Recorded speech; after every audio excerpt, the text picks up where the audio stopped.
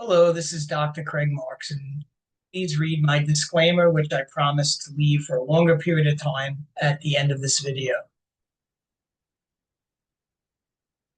The analysis that I've done today has data of a bunch of independent variables, and the dependent variable is the S&P 500 as measured by SPY, which is in the column which I'm highlighting on the left. And this is pricing data, the closing price for SPY from November 14th, 2024 through November 14th of 2025. So it's a year's worth of data. The independent variables are the following exchange traded funds. SHY, which measures short-term government notes, such as the 2-year note. UUP, which measures the price of the US dollar.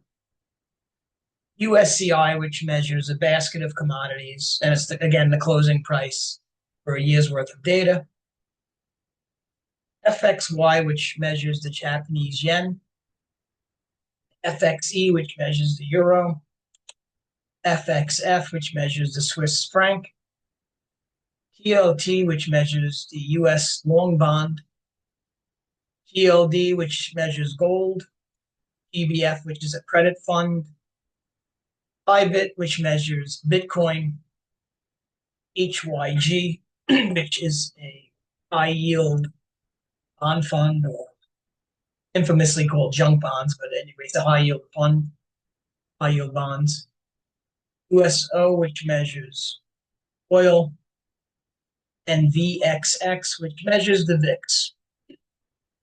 When I do the correlations analysis, again, this is a year's worth of data, with the independent variable being SPY, which measures the S&P 500, we see the following correlation matrix. So just to give you a sense, this line is the R square, and this is the R square percent. So what is, an SHY and its relationship to SPY? If it says 19.53, that's the percent of variance which SHY puts on the S&P 500. So as SHY goes up in price, SPY should go up by 19.53%. Now, if you see a negative number here, this means that as the price of the dollar goes down, the price of SPY will go up. And here the dollar only accounts for 4.71% of the variance on SPY. So as the dollar goes down, SPY goes up by only negative 4.71%.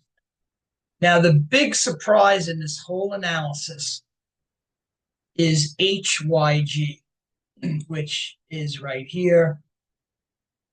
And as HYG goes up in price, the SPY will go up by 82.34%. That is a very strong correlation. It's even stronger than the VIX, which is touted by a lot of traders. So the VIX, which is here at the bottom, that has an inverse relationship with SPY. So as the VIX goes up, SPY should go down by 82.15% of the variance. But HYG has a stronger correlation, which is very surprising. So what do you do with this data? Well, you try to create a trading system if you're a trader. And the trading system is based on the correlation. And in this case, I picked the exchange traded fund, which had the strongest correlation with SPY, and that's HYG. So in these two columns on the far left, this is the closing price for SPY, and then the closing price for HYG by date from November 4th of 2024 through November 14th, 2024 through November 14th, 2005.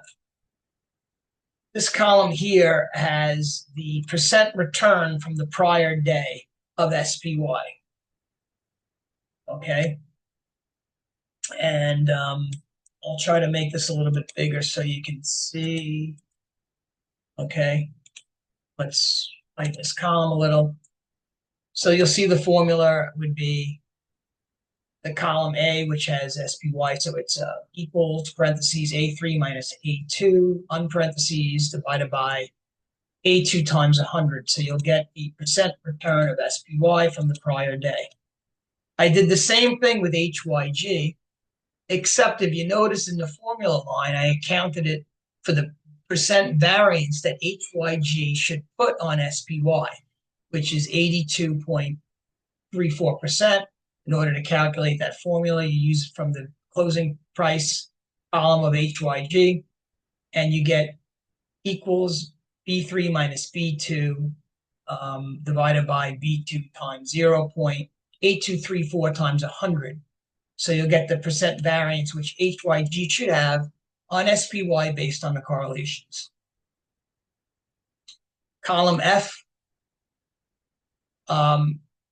takes the percent return from the prior day of SPY minus the percent return of HYG, accounting for its variance. And you get, if you see a negative number, so like negative 1.27 would show that SPY is undervalued by 1.27%. Let's see what happened if the correlation works. So we see that it said that it was undervalued by a negative 1.27% on November 15th. And then sure enough, several days later, you look, SPY on that day was 585.75. A few days later, it went all the way up to 595. So these correlations work. Now, one of the things I want to show you is the far right column measures the standard deviations. All right, so we scroll down to the very end of this file. If you see, for example, let's look at the very bottom. You'll see that if there's a difference of, let's say, 1.32%, so a reading of negative 1.32%, that would be 1.38 standard deviations from the mean. Okay, and you'll see that the highest in terms of undervalued the SPY was 4.76 standard deviations from the mean over the course of a year. And the max where SPY was overvalued was 8.29 standard deviations from the mean. And the standard deviation is 0.99. All right, so what does a year's worth of data look like? Now, here's the chart, okay? So every time SPY, the orange line is HYG, all right? That's its percent return from the day prior, okay? The blue line is SPY percent return from the day prior, okay? Now, remember the orange line, it accounts for the variance that HYG should put on SPY. Well, we see that every time SPY trends below the HYG line, it always snaps back up above it. So this will allow you to create a trading system using these formulas, okay? I would recommend that anytime SPY trades above HYG by about close to, let's say, 2 standard deviations from the mean, which would be close to 2%, okay? You'll want to go short. And any time that SPY trades below HYG by about, again, 2 standard deviations, which would be close to 2% below it, you'll want to go long. And look at this 1-year chart. So statistically, when I ran the correlations, I did it with a 95% confidence interval, which says that there's a 95% chance that what is happening is not happening due to chance. But look at this line. if you would have stuck to the two standard deviations, or you don't want to be exactly, let's say 2%, but close to 2%. I'd say anywhere between 1.5% to 2%. So when HYG falls below I'm sorry, when SPY falls below the orange the orange HYG line, when it falls below it, you want to go long. When it goes above it, you want to go short. And you could create a really good trading system using this information.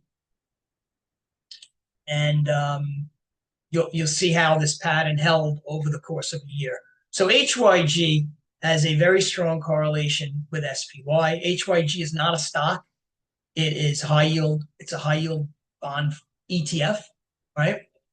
And I would say that it has the strongest correlation with SPY and really predicts the price of SPY, particularly if you set up this trading system. So once again, every time SPY goes below the HYG line by, let's say, close to 2%, you'll want to go long. When it goes above it by close to 2%, then you want to go short SPY. And it had one major outlier, which was in April. It was around April 9th, which, the market was going crazy then. So you really would have only had about two outliers over a year period. So I recommend sticking within that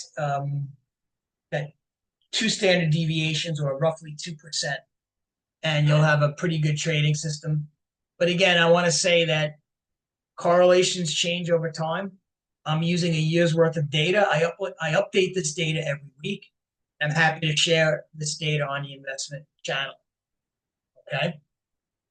So again, I'll return to the correlation. HYG accounts for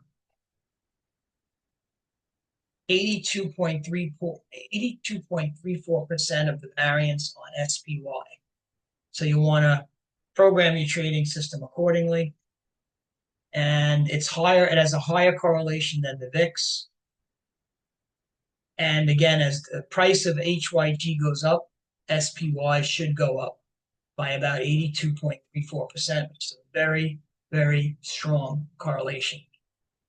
And again, if you look at the chart, this trading system really does predict the pricing of SPY, and this is over a year.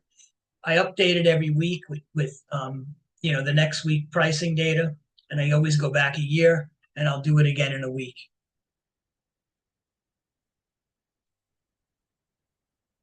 Please read this disclaimer before I end this video. Thank you for your time, and please like me on YouTube. Like my video. Thank you.